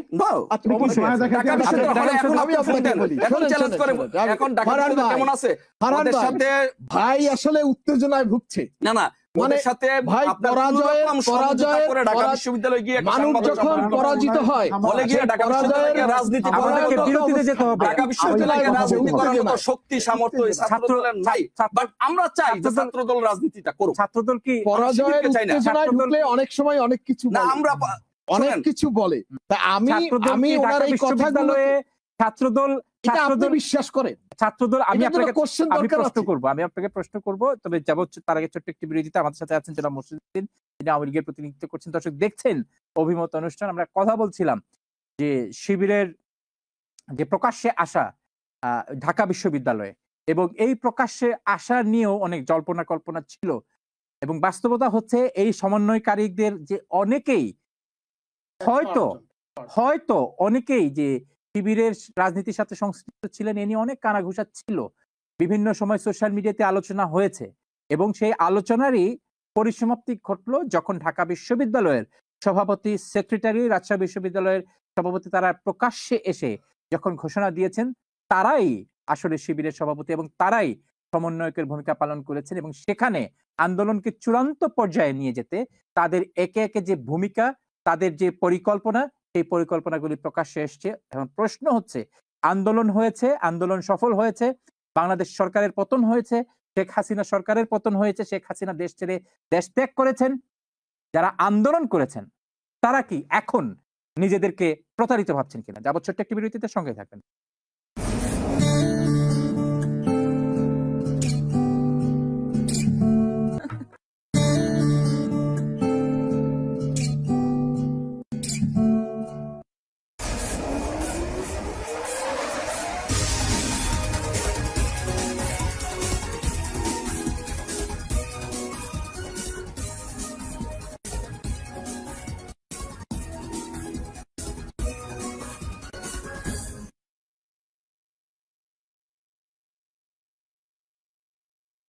বিরতির পর সবাইকে স্বাগত জানাচ্ছি আমাদের আজকের অভিমত অনুষ্ঠানে। আমরা কথা বলছিলাম শিবিরের প্রকাশ্যে আসা, এবং দর্শক মণ্ডলী, জানি এই বিষয়ে অনেক আগ্রহ আছে। বিশেষ করে একটি ছাত্র সংগঠন, যে ছাত্র সংগঠনটি গত 15 বছর প্রায় প্রকাশ্যে ছিল না, এবং সর্বশেষ আওয়ামী লীগ সরকার জামাতে ইসলামীকে তাদের পদত্যাগের আগে বা তারা ক্ষমতা থেকে বিতাড়িত হওয়ার আগে, কয়েকদিন আগে তারা জামাতে ইসলামীকেও নিষিদ্ধ করেছিলেন। এর আগে জামাতে ইসলামের নিবন্ধন বাতিল করা হয়েছিল, নির্বাচনে অংশগ্রহণের অযোগ্য একটি রাজনৈতিক দল হিসেবে তারা ঘোষণা করেছিলেন। এবং এই শিবির যে বাংলাদেশে তাদের সাংগঠনিক অবস্থান এত বিস্তৃত থাকতে পারে এবং এত বিস্তৃত থাকার মাধ্যমে একটি সূক্ষ্ম স্থূল বা যে কৌশলই আমরা বলি না কেন, সেই কৌশল অবলম্বন করে একটি নির্ঝঞ্ঝাট একটি আন্দোলনকে, যে আন্দোলন শুরু হয়েছিল মাত্র 2 ঘন্টা অবস্থান ধর্মঘটের মাধ্যমে, সেই আন্দোলনকে মাত্র 36 দিনের মাথায় সরকার পতনের আন্দোলনের রূপ নিয়ে দেশ থেকে শেখ হাসিনাকে বাধ্য করেছেন। এবং সেখানে নেতৃত্বে ছিলেন বৈষম্য বিরোধী আন্দোলনের ছাত্রনেতারা, যার নেতৃত্বে ছিলেন বাংলাদেশ ছাত্র শিবিরের নেতৃবৃন্দ, যেটি এখন প্রকাশ্যে আসা শুরু হয়েছে। দর্শক, যারা এদেশ থেকে যারা আন্দোলনে সহযোগিতা করেছেন, বাংলাদেশ থেকে যারা আন্দোলনে সহযোগিতা করেছেন, যারা সাধারণ ছাত্রদের ব্যানারে যে আন্দোলন ছিল, তাদের আন্দোলনের নামে যারা আন্দোলনে শরিক হয়েছেন, সেখানে মায়েরা ছিলেন, বোনেরা ছিলেন, শিশুরা ছিল, ছাত্ররা ছিলেন, শিক্ষকরা ছিলেন, বৃদ্ধরা ছিলেন, মুক্তিযোদ্ধারা ছিলেন, এমনকি আওয়ামী লীগকে সমর্থন করেন সে ধরনের নাগরিক বৃন্দ ছিলেন। সামরিক বাহিনীর সদস্যরাও সেখানে ছিলেন, অবসরপ্রাপ্ত সামরিক বাহিনীর যারা সদস্য আছেন তারাও সে আন্দোলনে ছিলেন। এখন যখন আমরা জানছি যে আসলে এই আন্দোলনের নেতৃত্ব ছিল জামাতে ইসলামী, এই জামাতে ইসলামী শিবিরের রাজনৈতিক উদ্দেশ্য, তাদের রাজনৈতিক ইতিহাস অনেক রঙিন, কিছুটা রক্তে রঙিন, কিছুটা তাদের সাংগঠনিক যে দক্ষতা আছে সেই দক্ষতার কারণেও তাদের অনেক ইতিবাচক পর্যালোচনা আছে। এখন প্রশ্ন হচ্ছে, আপনি যখন জেনেছেন যে এখানে এই ছাত্র সংগঠনটি জড়িত ছিল, আপনার অনুভূতি কি, দর্শকদের অনুভূতি কি জানতে চাই। আপনারা কি এখনো 5ই আগস্টে যে ধরনের প্রীত হয়েছিলেন, সারা বাংলাদেশ যেভাবে আন্দোলিত হয়েছিল, সারা বাংলাদেশ যেভাবে এই আন্দোলনের আউটকামকে স্বাগত জানিয়েছিলেন প্রবাসীরা সহ, সাধারণ নাগরিক সহ, এখন বর্তমান পরিস্থিতিতে একই ধরনের অনুভূতি আমাদের দর্শকদের হচ্ছে কিনা? স্ক্রিনের নিচে যে নাম্বারটি দেখতে পাবেন, সেই নাম্বারে ফোন করে আপনারা এই অনুষ্ঠানে অংশ নিতে পারবেন। কলারদের কাছে যাওয়ার আগে জনাব মুর্শিদুদ্দিন, আমি আপনার কাছে জানতে চাই, এই চ্যাপ্টারটি এখনই শেষ করতে চাই আপনার মাধ্যমে। কত বোকা ছাত্রলীগ, কত নভিশ একটি অ্যাটিটিউড ছিল তাদের, ব্যবহার ছিল তাদের, অভিজ্ঞতা ছিল তাদের। যে এই ছাত্র সংগঠন বাংলাদেশের 52-তে নেতৃত্বে ছিল, 63-তে নেতৃত্বে ছিল, 69-এর গণ অভ্যুত্থানে তাদের ভূমিকা আছে, 71-এর মুক্তিযুদ্ধে তাদের ভূমিকা আছে। এই ছাত্র সংগঠনের ভেতরে শিবিরের অবস্থান এবং এই কয়েক বছর ধারাবাহিকভাবে তারা আপনাদের ভেতরে থেকে, ছাত্রলীগের ভেতরে থেকে তারা তাদের কার্যক্রম সুসংহত করেছে, যার পরিবর্তিত ফলাফল হচ্ছে এই আন্দোলন এবং এই পরিণতি। কারণ ছাত্রলীগ ব্যস্ত ছিল গুন্ডাগিরিতে, ছাত্রলীগ ব্যস্ত ছিল টেন্ডারবাজিতে, ছাত্রলীগ ব্যস্ত ছিল চাঁদাবাজিতে।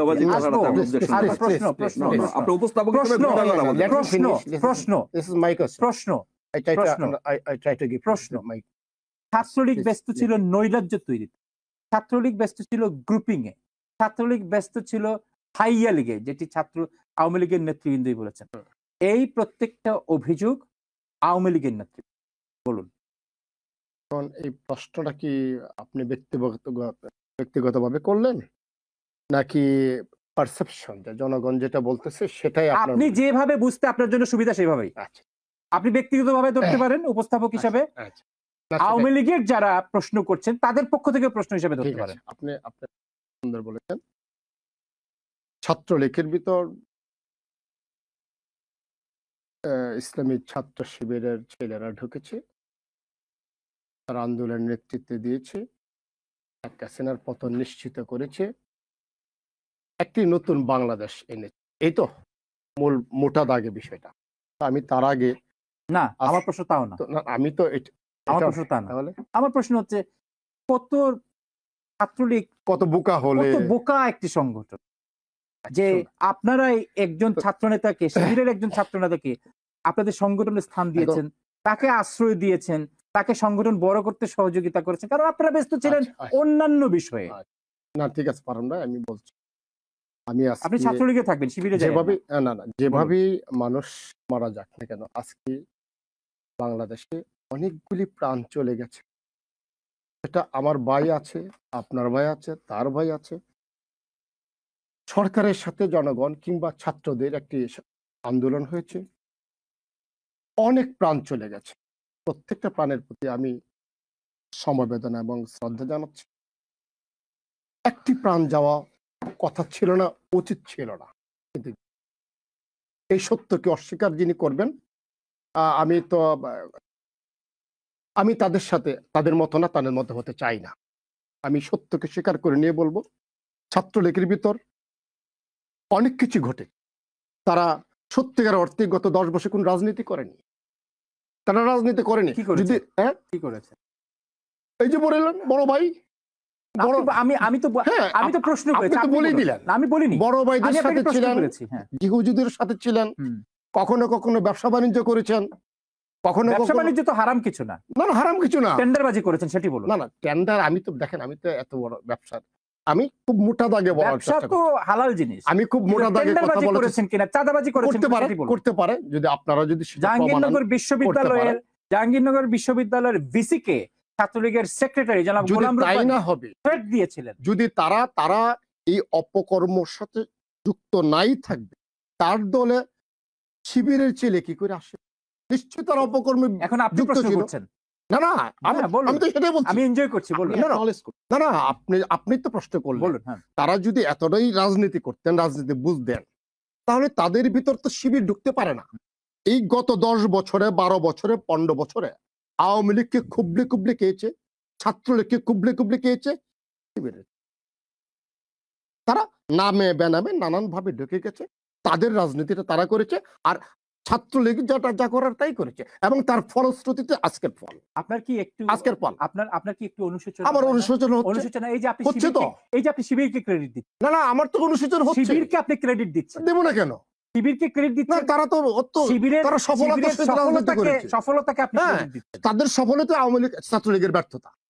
ছাত্রলীগের ব্যর্থতা কখন আসবে? যখন শিবিরের সফলতা চলে আসে। ছাত্রলীগ ছাত্রলীগ শিবির রাজনীতি সফল করেনি। হয়েছে।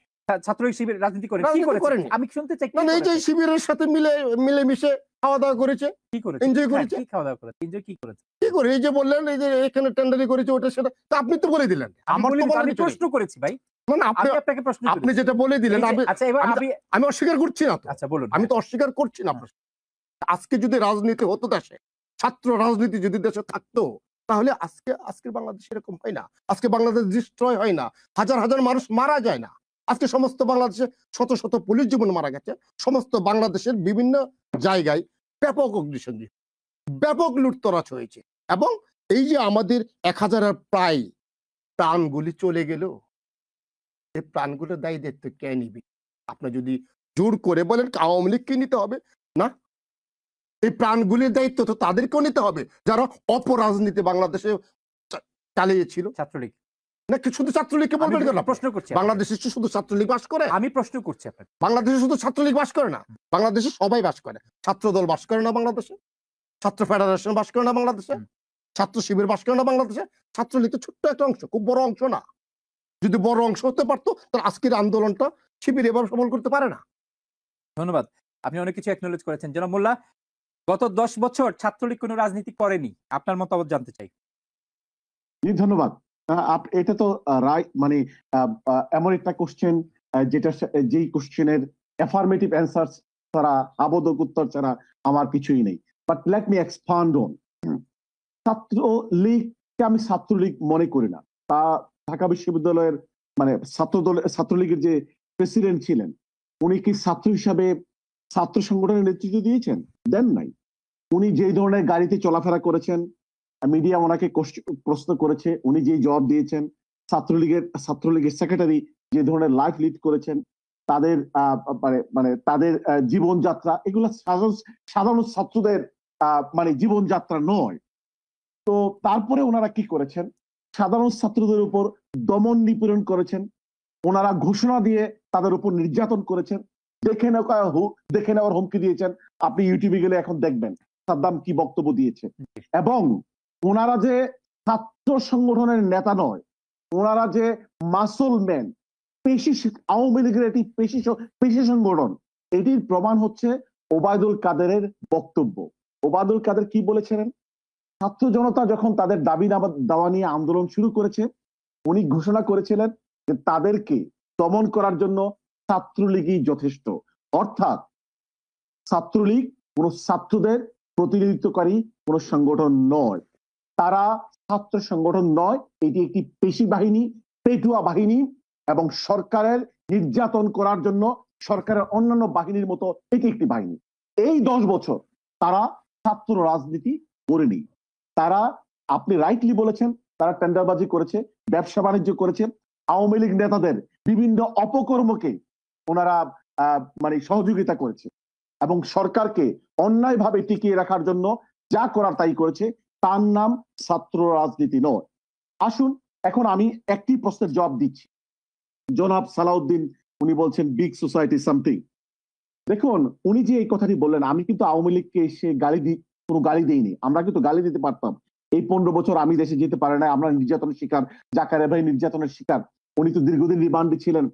আমাদের এত নির্যাতনের পরেও হাজার হাজার নেতা কর্মী পঙ্গুত্ব বরণ করেছে, নিহত হয়েছে। আমি কিন্তু ওনাদেরকে গালি দিইনি আজকে এসে, কিন্তু উনি আমাদেরকে মুনাফেক বলেছেন। শুনেন, মুনাফেক কাকে বলেন? উনি মুসলমান। Go and have a look the definition of মুনাফেক। আমি প্রথমেই বলেছি, যিনি আমানতের ব্রিচ অফ ট্রাস্ট করে, উনি একজন লয়ার, যে এই কাজটা করে তাকে মুনাফেক বলে। শিবির কোথায় ব্রিচ অফ ট্রাস্ট করেছে? কোথায় করেছে? উত্তর দিব আমি। হ্যাঁ, বলেন আমাকে, বলেন। শিবির যখন ছাত্রলীগের মধ্যে ঢুকে গেছে, শিবির তখন সে শিবিরের নেতা, কিন্তু সে ঢুকে গেছে ছাত্রলীগে, তখনই সে মুনাফিকি করেছে। সে মুনাফেক, সে শিবির ছাত্রলীগে ঢুকতে পারে না। নিজের দলের সাথে সে মুনাফিক, শিবিরের সাথে সে মুনাফিকি বলতে হবে। আপনি জব হয় না। সেকেন্ড থিং, সে যখন আবার ছাত্রলীগে গেল, ছাত্রলীগে গিয়ে যখন ছাত্রলীগ এগেইনস্টে যখন বৈষম্য বিরোধী আন্দোলন করলো, তখন আবার ছাত্রলীগের সাথে সে মুনাফিকি করলো। এই জন্য আমি বলছি শিবির হচ্ছে ডবল মুনাফিক। উত্তর ক্লিয়ার, বলুন। এখন আপনি টাইম না, বলুন। হচ্ছে যে কোন আমানত যখন খেয়ানত করা হয় তাকে মুনাফিক বলে। This is the big definition of মুনাফিক। This is an Arabic term. If you do not know, এটা কি দলের দায়িত্ব দেওয়া? এটা কি আমানত না? শিবিরের তো টার্মস এন্ড কন্ডিশন আছে। এই যে আমানতটা দেওয়া হইলো তাদেরকে, সে আমানত তারা খেয়ানত করেছে, তারা ছাত্রলীগে ঢুকেছে। আবার যখন ছাত্রলীগে ঢুকেছে, ছাত্রলীগের একটা আদর্শ আছে, সে আদর্শটা তাদেরকে দিয়েছে, তখন সে আদর্শের সাথে খেয়ানত করেছে। সুতরাং দুই জায়গায় শিবির আমানতের খেয়ানত করেছে। এই জন্য শিবির হচ্ছে বাংলাদেশের প্রতিষ্ঠিত ডবল মুনাফিক। আমি যদি আপনাকে প্রশ্ন করি, শিবিরের জেনারেল সেক্রেটারি, ঢাকা বিশ্ববিদ্যালয়ের জেনারেল সেক্রেটারি, তিনি কি শিবিরের অনুমতি নিয়ে ছাত্রলীগে তিনি যোগ দিয়েছিলেন কি? দেখুন, না, শিবিরের অনুমতি নিয়ে আমি যে কথাটি আমি জবাব দিচ্ছি, ওনার জবাব এবং আপনার জবাব আমি একসাথে দিয়ে দিচ্ছি। এটি একটি ভুল কনসেপ্ট, ভুল একটি কথা ফেসবুকে বিভিন্ন জায়গায় ছড়িয়েছে যে শিবিরের বর্তমান সেক্রেটারি ছাত্রলীগের অমুক হলের কোন হলের যেন সেক্রেটারি ছিলেন অথবা সহসভাপতি ছিলেন। ভুল বক্তব্য। আমরা এটি প্রতিবাদ করেছি যে আমাদের ফরহাদ এবং তাদের জসিমউদ্দিন হলের মনে হয় সহসভাপতি, ওই Farhad, both are the different person, they are not the same person. অর্থাৎ ছাত্রলীগের ফরহাদ এবং শিবিরের কাদের, তারা সেম পারসন না। ওকে, সুতরাং এই কথা বলা যে মানে ছাত্রলীগের নেতৃত্ব নিয়েছে শিবিরের ছেলেটি, শিবিরের বর্তমান সেক্রেটারি, এখানে তথ্য গোপন করেছে, আমানতের মানে ট্রাস্টের তাহলে প্রথম আলো কি মিথ্যা কথা বলেছে? যে প্রথম আলো যে নিউজটি করেছে সেটা কি মিথ্যা? আমি ফারহান ভাই চাইলে আমি ওনাকে পাঠিয়ে দিতে পারি, এই বক্তব্যের প্রতিবাদ গিয়েছে বা আমাদের কাছে এভিডেন্স রয়েছে, আমাদের কাছে না, এভিডেন্স রয়েছে। প্রথম আলো মিথ্যা কিনা এটা আমি জানতে চাই। তাহলে প্রথম আলো উনি তো নিউজটা বলেছেন, মিথ্যা? উনি তো বলেছেন প্রথম যে আলোতে আমি আলোকে রিপোর্ট বলেছি করেছে এবং তারা শিবিরের প্রতিবাদ সেক্রেটারি করেছেন। ছাত্রলীগের মানে ওই জসিমউদ্দিন হলের সহসভাপতি 1% নয়। Go and have a check. আমাদের বক্তব্য স্পষ্ট, শিবিরের সেক্রেটারি এবং ছাত্রলীগের জসিমউদ্দিন হলের যে সহসভাপতি তবে মিডিয়াতে রিপোর্ট তবে করেছে, জনাব এক মোল্লা, ব্যক্তি নয়, আপনারা এটি দুই জনাব ব্যক্তি। মোল্লা, শিবির যে কৌশল বলুন, অপকৌশল বলুন কিংবা অন্য কোনো কিছু বলুন, যে প্রক্রিয়ায় তারা এই কার্যক্রমগুলি করেছে, ছাত্রলীগের নেতৃবৃন্দের সাথে তারা একই রুমে থেকেছে, ছাত্রদলের নেতৃবৃন্দের সাথে তারা একই রুমে থেকেছে, যে প্রক্রিয়ায় হোক, যে কৌশলে হোক, যে অপকৌশলে হোক, এটি এখন আর কি খুব গুরুত্বপূর্ণ যে তারা আসলে ছাত্রলীগের টিমে ছিল? কারণ আহ, যে প্রক্রিয়া তারা অন্য সব করেছে, সেই একই প্রক্রিয়ায় ছাত্রলীগের কমিটিতে ঢুকে যাওয়া কিংবা ছাত্রদলের কমিটিতে ঢুকে যাওয়া না, বা ছাত্র দেখুন, ইউনিয়নের কমিটিতে ঢুকে যাওয়া, এটি তো শিবিরের জন্য ডাল ভাত। না না না না না না না। ফারহান ভাই আমাকে একটু বলতে দেন। বলুন। হচ্ছে যে ছাত্রলীগের কোন নেতৃত্বে শিবিরের বর্তমান যারা নেতা তারা কেউ ছিলেন না। আমি স্পষ্ট করে আপনাকে বলছি, ছাত্রলীগের মতো উনি যে অভিযোগ দিয়েছেন মুনাফেক, ছাত্রলীগের ছেলেরা লুটতরাজ করেছে, তাদের বিরুদ্ধে টেন্ডারবাজির অভিযোগ রয়েছে, ছাত্রদের উপর হত্যা নির্যাতনের অভিযোগ রয়েছে। ছাত্রলীগের কোন নেতৃত্বে শিবিরের কেউ ছিল না। Chhatra League is a criminal organization. উনি আমাদেরকে মুনাফেক বললো, ওনারা তো হাজার হাজার কোটি টাকা দুর্নীতি করেছে। আমি ওনাদেরকে আজকে চোর বলবো? এই উনি কি বিগ সোসাইটির প্রেসিডেন্ট মনে হয়? আপনি আমাদেরকে মুনাফেক বলেছেন, আমি বলবো আপনারা লুটেরা, আমি বলবো আপনারা ফেসিবাদের প্রেতাত্মা, আপনারা জনগণের টাকা চুরি করেছেন, আপনারা জনগণের ধন সম্পদ চুরি করে বিদেশে হাজার হাজার কোটি টাকা পাচার করেছেন। আপনি শিবিরকে, জামাতকে আজকে মুনাফেক বলেছেন, আমি এই কথা বললাম, আপনি মেনে নিন। আপনাদের বিরুদ্ধে এই অভিযোগটি বাংলাদেশের আপামর সাধারণ জনগণ, আপনারা জনগণের টাকা চুরি করেছেন, বিদেশে বাড়িঘর করেছেন এবং বিদেশে পালিয়ে গিয়েছেন। বাংলাদেশের জনগণের নেত্রী খালেদা জিয়া কিন্তু পূর্বেই বলেছিলেন যে তারা বাংলাদেশকে পোকলা করে দিয়ে বিদেশে পালিয়ে যাবে। আজ থেকে 10 বছর পূর্বে তা বলেছিলেন। আজকে কিন্তু তাহার কথাটি সত্য হলো। এরপর আসুন জনাব ফারহান, যে ছাত্রলীগের কোন নেতৃত্বের সাথে আমি বলছি, ছাত্রলীগের কোন নেতা, শিবিরের কোন নেতা বর্তমান যারা, তারা কেউ নেতা ছিল না। ছাত্রলীগ একটি অপকর্মকারী, দুষ্ট, জনগণের উপর নির্যাতনকারী অর্গানাইজেশন। এখন আসুন শিবিরের ক্রেডিটটির ব্যাপারে। দেখুন, ছাত্র শিবিরের সাধারণ ছেলেরা জীবন রক্ষার সাথে, যে কথাটা আমি পূর্বেই বলেছি, যেখানে শিবির না করেও আবরার ফাহাদকে হত্যা করে শিবির বলে মানে চালিয়ে দেওয়া হয়েছে, হত্যাকে জাস্টিফাই করা হয়েছে, বিশ্বজিৎকে হত্যার জন্য জাস্টিফাই করেছে। তো শিবিরের সাধারণ ছেলেরা, মেম্বাররা জীবন বাঁচানোর স্বার্থে বিশ্ববিদ্যালয়ে মানে পরিচয় গোপন করবে, এটাই তো স্বাভাবিক। তো এর জন্য দায় কার? এর জন্য কি দায় শিবিরের, নাকি দায় ছাত্রলীগের, নাকি দায় আওয়ামী লীগের? নাই, নাকি এই ব্যর্থ রাষ্ট্রটি যেটি আওয়ামী লীগ পরিচালনা করেছে?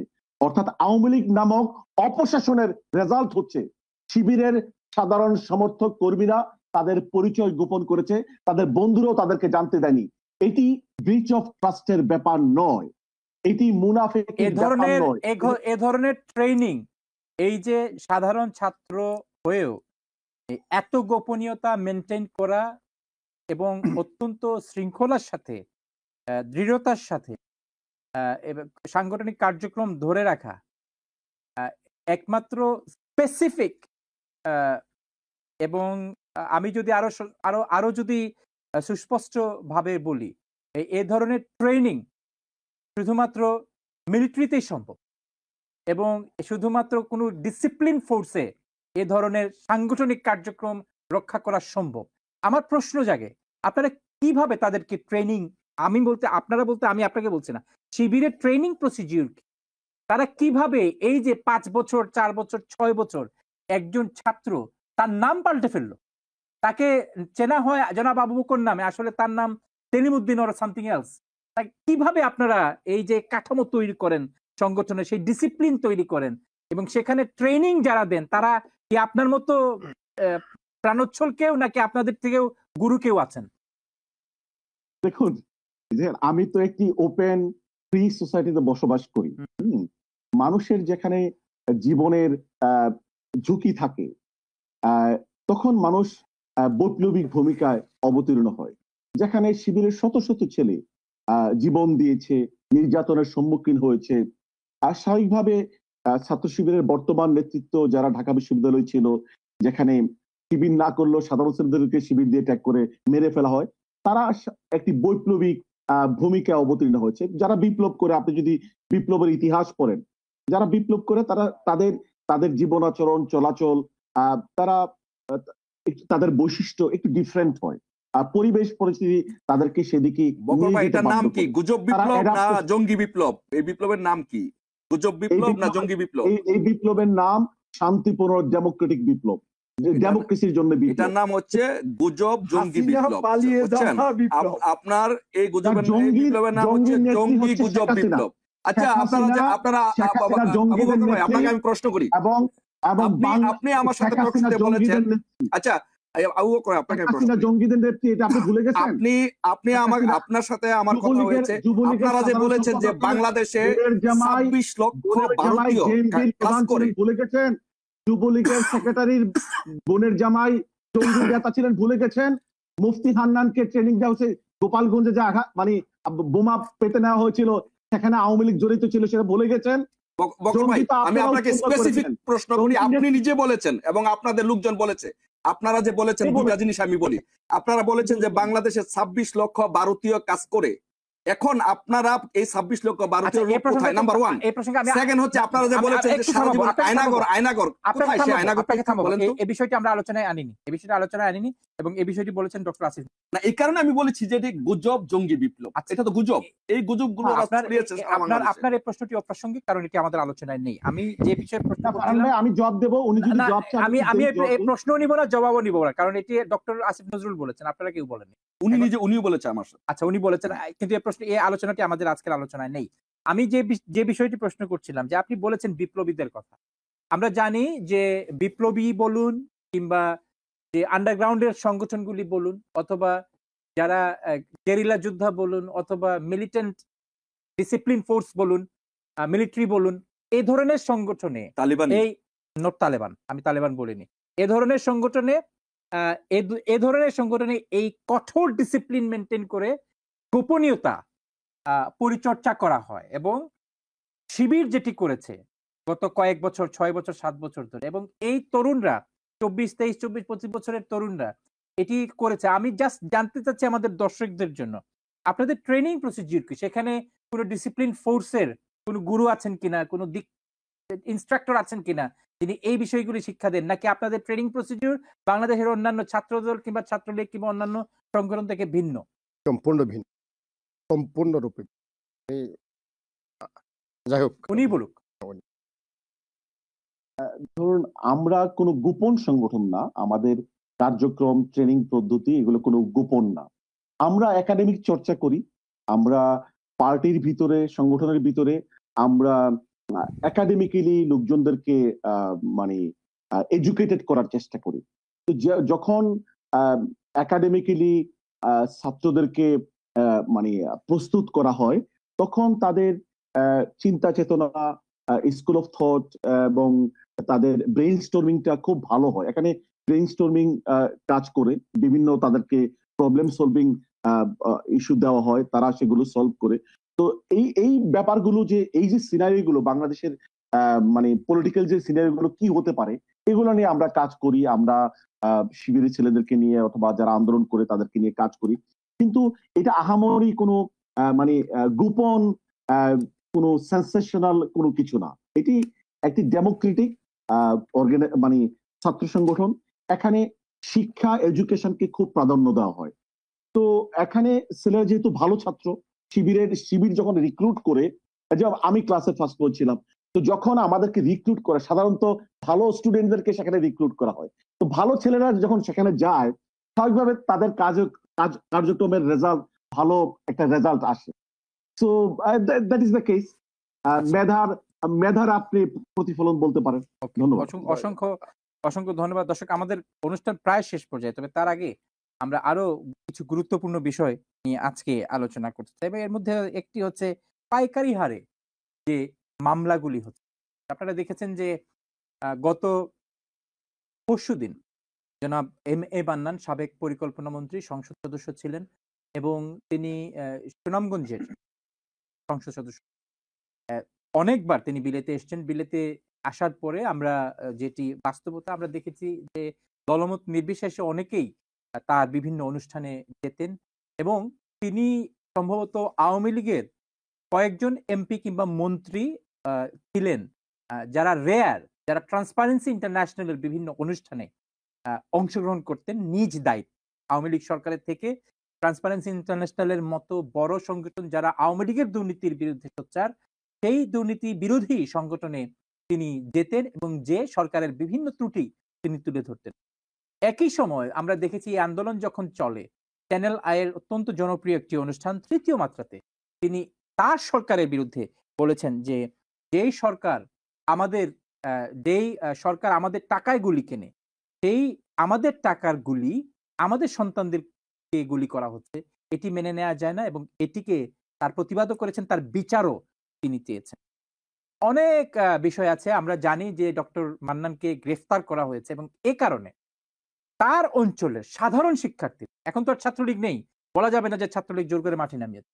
সাধারণ শিক্ষার্থীরা, সাধারণ জনগণ গত দুদিন ধরে রাস্তায় প্রতিবাদ করছেন এবং একই সাথে অন্যান্য জায়গারও আমরা দেখেছি বিভিন্ন জন এর প্রতিবাদ করেছেন, বলেছেন যে এ ধরনের যদি ভালো ভালো রাজনীতিবিদদেরকে এ ধরনের গ্রেফতার করা হয়, তাও একটি মামলায় যেখানে ৯৯ জন আসামি, এই ৯৯ জনের ২ নম্বর আসামি হচ্ছেন জনাব মান্নান, তাকে গ্রেফতার করা হয়েছে এবং গ্রেফতার করে বাকি ৯৯ জনের একজনও কিন্তু এখন পর্যন্ত গ্রেফতার হননি এবং সারা বাংলাদেশে যে একটি মামলার পেছনে শত শত মানুষকে মামলায় ঝোলানো হয়, সেই একই কায়দায় জনাব মান্নানকে গ্রেফতার করা হয়। প্রশ্ন হচ্ছে এই মামলার পেছনে অভিযোগ আছে যে মামলা বাণিজ্য জড়িত, শুধুমাত্র এই এলাকায় নয়, সারা বাংলাদেশে এ ধরনের ভুক্তভোগীরা অভিযোগ করছেন যে মামলা বাণিজ্য জড়িত, এই মামলা বাণিজ্যের সাথে আবার জড়িত স্থানীয় বিরোধী দলের যারা ছিলেন, এখন যারা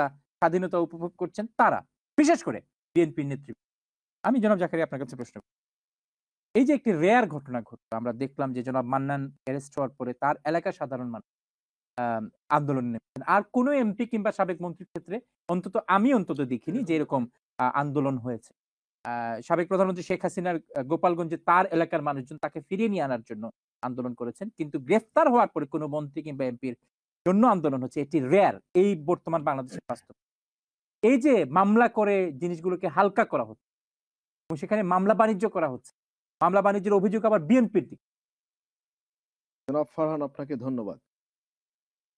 জনাব মান্নান সাহেবকে আমি আওয়ামী লীগের পরিকল্পনা মন্ত্রী এবং আওয়ামী লীগের বিনা ভোটের কয়েকবার এমপি হিসেবে আমি তাকে চিনি। ব্যক্তিগতভাবে আমার ওনার প্রতি কোনো পরিচয় নেই এবং ওনাকে আমি ভালো জানি না, তাই ব্যক্তিগত মন্তব্য করব না। উনি ক্যাবিনেটে ছিলেন পতিত সরকারের।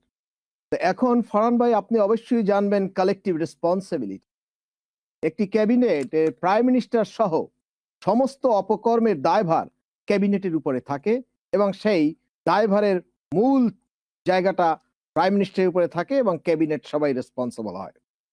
আপনি যেভাবে তাকে পোর্ট্রেট করার চেষ্টা করেছেন বা আপনি যেভাবে পেয়েছেন তথ্য, আমার কাছে মনে হয়েছে বিষয়টা ভিন্ন। কারণ আপনি যদি বলেন যে একজন মানুষ, এই টকশোতে আপনিও বলেছেন, অনেকেই বলেছে যে ভোট চুরি হয়েছে, কেউ আপনার নোংরা জিনিস খেয়েছে। যদি আজ কেউ নোংরা জিনিস খায়, সেই নোংরা জিনিস খাওয়ার যে অভ্যাস, তারপরে কিন্তু তাকে আবার বলা যাবে না সে ভালো জিনিস খেয়ে তার নোংরা জিনিস খাওয়ার অভ্যাস। আমি শেষ করছি। আমার প্রশ্ন হচ্ছে ২-৩ বার যে ভোট চুরি এবং ডাকাতি হয়েছে, এর মধ্যে আপনার মান্নান সাহেব কালেকটিভলি রেসপন্সিবল কি না, এটা কিন্তু আলোচনার দাবি রাখে। আমি আপনাকে প্রশ্ন করি, আমার প্রশ্ন হচ্ছে কালেকটিভলি রেসপন্সিবল যদি তিনি থাকেন, ভোট চুরির দায়ে বলুন, ভোট রাহাজানির দায়ে বলুন, কিংবা ফ্যাসিবাদ সরকারের, আপনারা যে বলছেন যে ফ্যাসিবাদ সরকারের সংশ্লিষ্টতার কারণে বলুন, সেটি নিয়ে তো মামলা হয়নি। মামলা হয়েছে নাশকতার। আপনি ভালো বলেছেন। হচ্ছেন হুকুমের আসামি, 99 জন বা 90 জন বা 100 জন হুকুমের আসামির মধ্যে তিনি এই যে হচ্ছেন আপনি একজন। ভালো, দ্যাটস এ গ্রেট। এবং সেখানে সেখানে মামলা বাণিজ্য হচ্ছে স্থানীয় বিএনপি। না না না, আপনি ভালো বলেছেন। সারা বাংলাদেশে এই পর্যন্ত এই যে ঢালাও ভাবে আপনি বলেছেন 68,000 গ্রামে আওয়ামী লীগ এবং আওয়ামী লীগের সঙ্গপাঙ্গরা তারা 68,000 নয়, প্রায় 68 লাখের হয়তো বা ঘটনা ঘটিয়েছে। এখন কয়টা মামলা হয়েছে? অনেকে বলেছে বিএনপি এইটা করেছে ওইটা করেছে। গত 45 দিনে আপনি বলুন সারা বাংলাদেশে কয়টি মামলা হয়েছে? এই বিস্তীর্ণ বাংলাদেশে, এই যে 18 কোটি মানুষের দেশে আপনি কয়টা মামলা হয়েছেন যেটা দিয়ে ঢালাও ভাবে বলার সুযোগ আছে? এটা অন এয়ারে যাবে? আমার মনে হয় তার কোনো দুই একটা বিচ্ছিন্ন ঘটনা, 2, 4, 10টা বিচ্ছিন্ন ঘটনা, 68,000 ঘটনা এখনো কিন্তু ঘটে নাই। আচ্ছা। অতএব এই যে আপনি কথা বলছেন, যদি যে জায়গায় দুই একটা ঘটনা যেখানে ঘটছে, কারণ মানুষ দীর্ঘদিন নির্যাতিত হয়েছে, এটার একটা রিপার্কেশন যদি হয়ে থাকে, সে ব্যাপারে বিএনপি এবং বিএনপি আর এই যে মামলা ভারপ্রাপ্ত বাণিজ্য চেয়ারম্যানের বিএনপির সংশ্লিষ্টতা, একদম স্ট্রংলি বিএনপির অবস্থান। বিএনপি কোনো প্রকার নৈরাজ্য এবং কোনো অপকর্মকে সমর্থন করে না। যদি কেউ কোনো কিছু করে থাকে তা তার ব্যক্তিগত দায়, বিএনপি তা বিলং করে না। আমাদের সময় শেষ, আমাদের সময় শেষ। অসংখ্য ধন্যবাদ। তবে শেষ করার আগে আমি ভাইয়ের একটা কথা ভাই বলছিল যে ভাই কথা একটি আমাদের সালাউদ্দিন ভাই, আমি কনফিউজ ছিলাম উনি আওয়ামী লীগের না সুশীল সমাজের। পরবর্তীতে ওনার বক্তৃতায় ওনার উপস্থাপনায় বোঝা গেছে যে হ্যাঁ না, উনি আওয়ামী লীগের। আমি আপনাকে বলি, বাংলাদেশের এখন বিষয় হলো যে স্বাধীনতার পরে গোলাম আজম সাহেব দেশে আসেন নাই, এটা নিয়ে অনেক কথা হয়েছে। আজকের নতুন এই বিপ্লবের পরে শেখ হাসিনা বাংলাদেশ থেকে পলাতক হয়েছে, এটার কিভাবে কি করবেন এটাই আলোচনার বিষয়। শুধুমাত্র জনাব মান্নানকে গ্রেফতার এবং তার জন্য যে জনগণের যে আন্দোলন, নয়, বাংলাদেশে যারা প্রকৃত অর্থেই সাধারণ মানুষের রাজনীতি, সহাবস্থানের রাজনীতি করে, গণতন্ত্রে বিশ্বাস করে, কোন রকমের দুর্নীতি, অপকর্ম, লুটপাটকে ঘৃণা করে, যে মানুষগুলো এখনো চায় একটি বাংলাদেশের সম্প্রীতির বাংলাদেশ হোক, সহাবস্থানের বাংলাদেশ। আমি তাদের মধ্যে একজন, মান্নান সভা একজন। এরকম ঢালাও ভাবে ভালো মানুষগুলিকে মামলা দিয়ে তারাই কনভিক্টেড হয়ে যাচ্ছে, প্রশ্নের মুখোমুখি হয়ে যাচ্ছে। শুধুমাত্র এই যে মামলা বাণিজ্য এবং ডক্টর মান্নানকে যে অ্যারেস্ট করা হয়েছে এবং তার বিরুদ্ধে তার পক্ষে যে আন্দোলন, এ সম্পর্কে 30 সেকেন্ডে বলবেন। যারা মোল্লা, আমরা শুনতে পাচ্ছি না আপনাকে, দুঃখিত।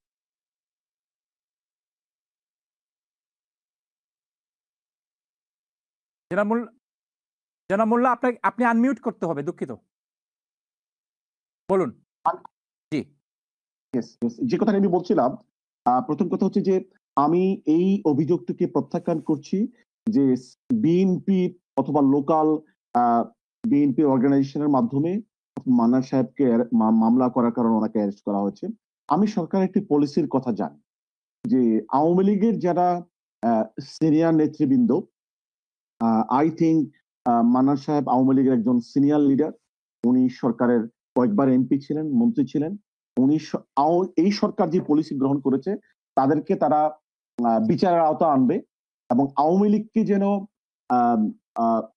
যারা আওয়ামী লীগের ফেসিবাদকে অতীতে যারা প্রমোট করেছে, সহযোগিতা করেছে, এর মধ্যে মান্নান সাহেব ব্যক্তি মানুষ ভালো হলেও এই ব্যাপারে আমি বিতর্ক করব না। উনি আমার দৃষ্টিতে মনে হয়, আমি আপনার সাথে একমত, ওনাকে সজ্জন মনে হয় আমার কাছে। বাট আওয়ামী লীগের ফেসিবাদ প্রমোশনের জন্য ওনার ভূমিকা রয়েছে, সরকারের কাছে যথেষ্ট এভিডেন্স রয়েছে এবং ওনাকে অ্যারেস্ট করা হয়েছে সেই পলিসির অংশ হিসেবে। আমি দৃঢ়ভাবে বিশ্বাস করি এটা বিএনপির লোকাল এরিয়ার ষড়যন্ত্রের অংশ নয়, এটি সরকারের সিদ্ধান্তের রেজাল্ট। ধন্যবাদ আপনাকে, অসংখ্য ধন্যবাদ। তাই বলে যেন তেন ভাবে যে কোনো মামলায় যে কাউকে অ্যারেস্ট করা, যে ধারাবাহিকতা শুরু হয়েছে, এই পরিণতিও নিশ্চয়ই কোনো সুখকর অভিজ্ঞতা হবে না বাংলাদেশে। দর্শক দেখছিলেন অভিমত অনুষ্ঠান, কথা বলছিলাম বাংলাদেশের সমসাময়িক নিয়ে। চারজন অতিথি অত্যন্ত চমৎকার ভাবে তাদের বক্তব্য এবং তাদের অভিমত তারা প্রত্যয় করছিলেন। দুঃখিত আমরা আজকে ফোন কল নিতে পারিনি। আমাদের আজকের অনুষ্ঠানের যে বিষয়গুলি ছিল সেই বিষয়গুলির গভীরতার কারণে আলোচনার সুবিধার্থে আমরা অনেক গুরুত্বপূর্ণ আলোচনা করার চেষ্টা করেছি।